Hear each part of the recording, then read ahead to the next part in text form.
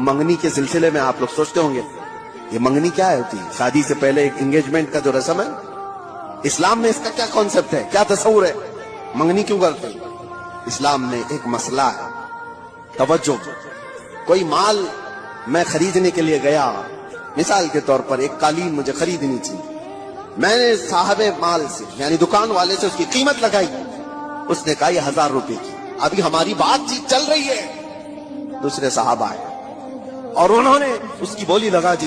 हुजूर फरमाते हैं ये जायज नहीं जब तक कि तुम्हारा पहला भाई बात मुकम्मल ना कर ले। अपने भाई की बै पर बै जायज नहीं। समझ में आ रही है आपको बात? मसला है ये शरीयत का। मैं अगर खरीद रहा हूं तो दूसरा उसमें घुस करके ना खरीदी की बात ना करे जब तक मेरी डील मुकम्मल नहीं हो जाती। या तो मैं छोड़ दूं या तो मैं ले लूं, निकल जाऊं, उसके बाद दूसरे का हक है। ये इस्लाम का मसला है। यही कॉन्सेप्ट है मंगनी का।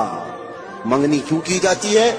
किसी लड़की को आपने देखा, पैगामे निकाह भेज दिया और लड़की ने कबूल कर लिया, शादी अभी नहीं हुई और ये ऐलान किया जा रहा है, अल्लाह के नबी सल्लल्लाहु अलैहि वसल्लम ने फरमाया तुम्हारे भाई ने किसी लड़की को निकाह का पैगाम भेज दिया है तो अपने भाई के पैगाम पर फिर कोई दूसरा आदमी पैगाम भेज नहीं सकता, हराम है उसके लिए।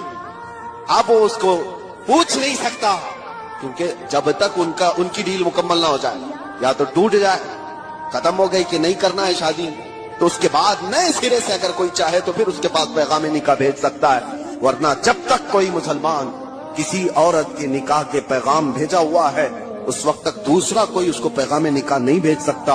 ये है हुकूक इस्लाम, इतना ज्यादा महफूज रखा गया है।